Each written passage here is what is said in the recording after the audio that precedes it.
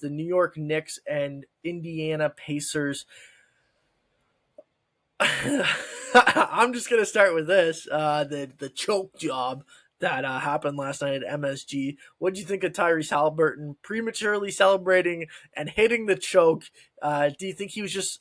I'm gonna say what he said in his post game aura farming, trying to gain aura.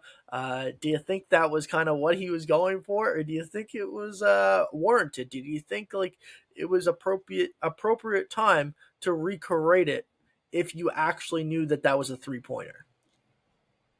Yeah, I mean, I take him at his word that he didn't know in the moment whether or not he had won the game or not. I don't know what the score, what the system like in MSG was saying. If maybe they had put up that there was a three. I'm not sure.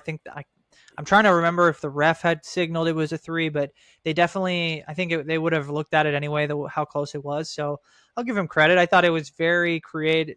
I mean, it wasn't original, but it was creative of him to, in that moment, recognize the history. And obviously Reggie Miller was courtside, like on the call, Yeah, I believe, or part of the yeah, broadcast. yeah. So So of course it made sense that he was going to do that. I'm not going to say I hated it. Like there was something about it that felt like, I don't know, like malicious. Like he knew what he was doing so much. Like whereas Reggie Miller's, it was more organic and yeah, he was just Reggie, reacting yes, to the moment. exactly. It felt more that maybe Tyrese was, like kind of just taking shots or being that going that extra level to He kind of say, F you to the fans. he So pointed but I didn't hate it. he Yeah. pointed at He Reggie gave him, Miller like yeah. I don't know, maybe it was a tribute like I in think that it was. sense. I think it was. And I think in that sense, like there was no other way to do it. I think you had to do it.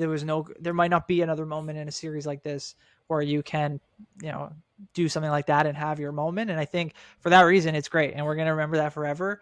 I wish the shot was a game winner because that would have made it even much, obviously that much better. I'm Yeah. glad the Pacers came back and won for that reason, because otherwise it'd look back and Yes. it would Yes. not be a favorable moment for especially him and Tyrese the team. Haliburton, But 100%.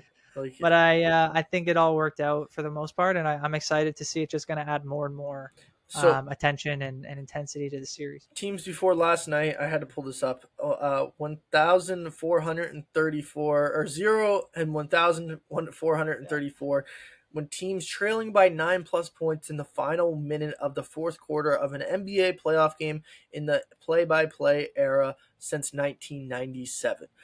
Last night turned 1 and 1,434. Definitely, when you look at that, it's definitely worth the choke job signal. But my question is honestly about the broadcast, about this series. Should Reggie Miller be allowed to broadcast this series for ESPN? Like, is that right? Like, is he supposed to be on here? Because like it kind of feels like I think that's why they did it it. feels wrong. Like it feels wrong. Like it feels like this guy is literally he could get out of the seat and start doing the choke signal himself and say to the Knicks, "You guys suck." Like there's still that that bad blood between Indiana and New York that we all love to see in sports, and it's still there. And that's why Tyrese kind of did it last night, in my opinion. It was because of the bad blood there, the two teams. But is Reggie Miller on the call like inappropriate in a way, like just like not justified for being there?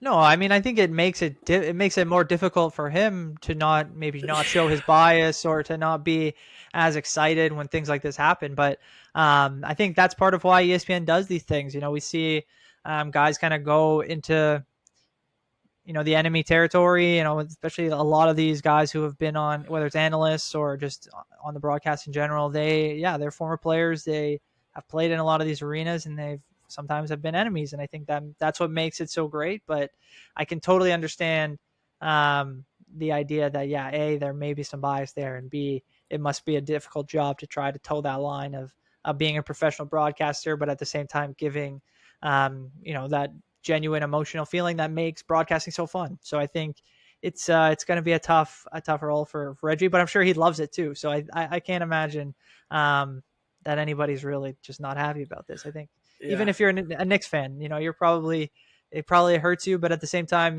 you probably should have won that game last night. And I think you're still probably favored to eventually win the series. So Yeah, obviously, you don't want to see the Knicks blow more games like that, but it's exciting. That's the great thing about the NBA. the Pacers are just a fun team to watch. They're fast, they're electric. They don't stop moving the ball. They're fast paced as well. Like they just hit threes. They get on hot runs. They're a hot team right now, right? Like they're just the hottest Yeah. team in the NBA. No, definitely. I think the way that they can shoot the ball too, like when you add in, obviously Halliburton is a great shooter and he's a great ball handler. He makes great passes. He does a lot of things on the court that you need offensively. But when you add in guys like Naismith, Miles Turner can shoot the ball really well. TJ McConnell's was a little bit of a spark plug for these guys. Like they can score with pretty much anybody in the league. Maybe outside of OKC because of just how deep that team is, Mm-hmm. but they've been incredibly, like, I think they started the game last night like 9 for 9 from the floor. Like they've just done everything that they can to just continue to improve and be even more efficient.